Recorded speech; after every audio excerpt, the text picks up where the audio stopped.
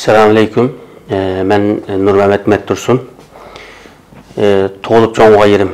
Bizim Şarkı Türkistan'ın Hoten şehri'nin, Şorbağ gezisi'nin. 2016'dım hazırgıça Türkiye İstanbul'da yaşattım. Ben hazır tügep ketken, turnuğa elinip ketken, ondan başka toplama kampına elinip ketken, urutuk kaldırım hakkında bu alık emekçi. Dadam 1950 yılı 3. ayının 6. günü doğulgan Mettursun Nuri. 2017 yılının 5'te 6-20 yıllık türümüge elinip diken ceza kesilip 6 aydan keyin meyitininki öydekiligi teslim kıgallıqının haberini aldım. Bunu cenaze namazını mescitte çıkamay. O 20 sakçınınki nazareti astıda Ürümçininki Miçuen Midongçuy rayonluq aşed bir kabristanlıqqa kömgenlikininki haberini aldım.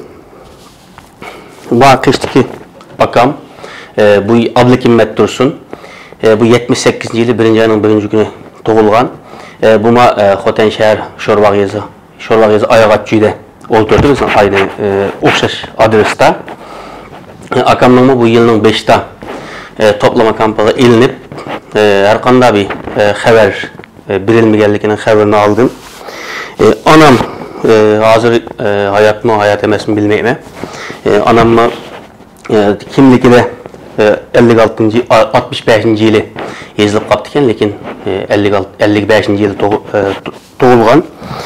Anam Tacınsa İmin bu yılının 5'te akamla ölen bile toplama kampına elinip hazır nerede tutulganlıkını hayat mı hayat emez mi hiç kanda haber yok. Anamın resmi bu. Onun başka ikinci açam Muharrem Mettursun. Bu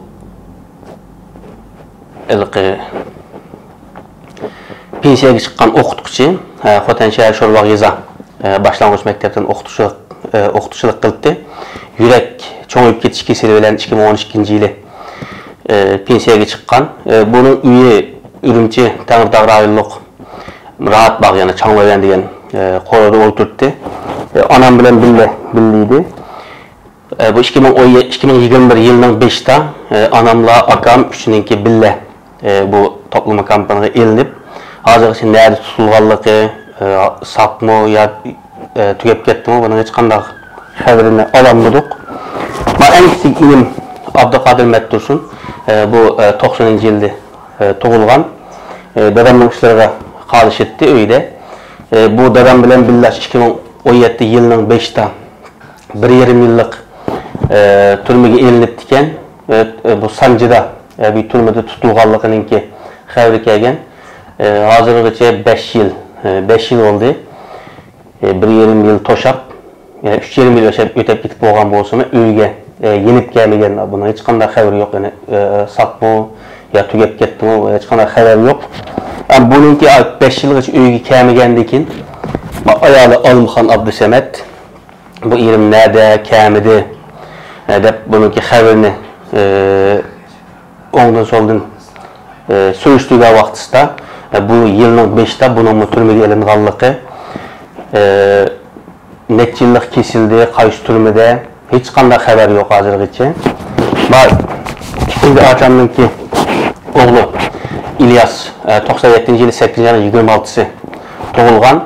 Bu çet elde okuydu. Çet elde okup ben vatanga qaytkandan keyin 9 yıllık türmege elinganlygını Golcuda bir türmede tutulganlygını yani bunun şu 2017 yılının 5'te tutulganlygının hazırgıça 4 yıl vaqt olaptı. Şunun haberi var. Ondan başka hiç kanday haber yok. Yani ondan başka ama nemenin içinde tuqqanlarının içinde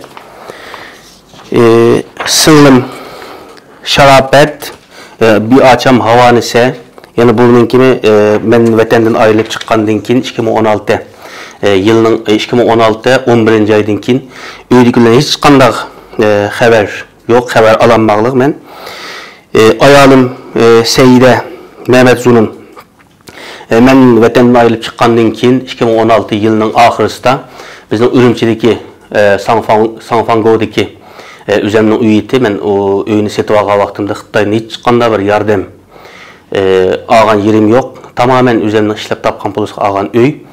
Öyünün igisi chet elde sebebi bilen öyünü mühürlep diken. Oğlum Ömer men chet elge chiqqandan keyin tug'ilgan 2016 9 ayning 11'i. Men saq vatandan chiqib 1 aydan keyin tug'ilgan. Men hozirgacha hech qanday ko'rib baqmadim nimasini. Men chet elga chiqqandan keyin shu uyning egisi chet elda deb uyni mühürlep etibdi ekan. Endi hozirgacha shu ayolimning närdligini, balamning närdligini hech qanday xabarim yo'q, bilmayman. Uyni mühürlep atgan bo'lsa, endi bular närt turibdi. Birayda ishlayotgandi, yo ko'maydi, to'plama kampindimi, turmadimi? Hiç qanday xabar yo'q. Ondan başqa anamning nima? Dadamninki inisi, singlisi, bir talam singlisi vardı.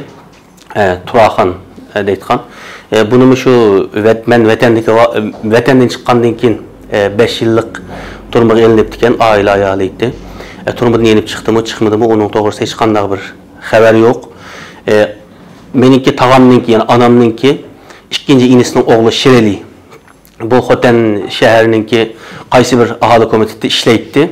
İşləvatqan yerdə bir Xanzu bilan, bir Xitay bilan azraq bir alışıb qalğan, gap talışıb qalğanlıq səbəbindən bununla turmuğa elinğanlığının xəbərini aldım. Hazırgacha heç qanday xəbər yo'q. Hazırgacha mening bilganlarim xəbər ala alğanlarım müşinçilik, men bu xəbərini bu yıl Qurban Aytda ondan soldun sürüştürüp yürüp algan xabar başqa hiç qanday 4 yılın yağı 5 yıl oldu. Ben hiç qanday xabar alanmaqlı oydu kilden. Hem de bizim Şərq Türkistandaki Uygurlarınki bu Xitaylılarınki Uygurluğa qılğan bu zulmünü bütün xalqara hazırgacha irqi soyqırım dep itiraf qıldı. Hatta bunun da xalqaralıq sotlunun eçilğanlığının hemmimizin xəbəri var. Şu an ben bunun da bütün chet eldeki adalet kanun işlerininki bu organlarınki bununla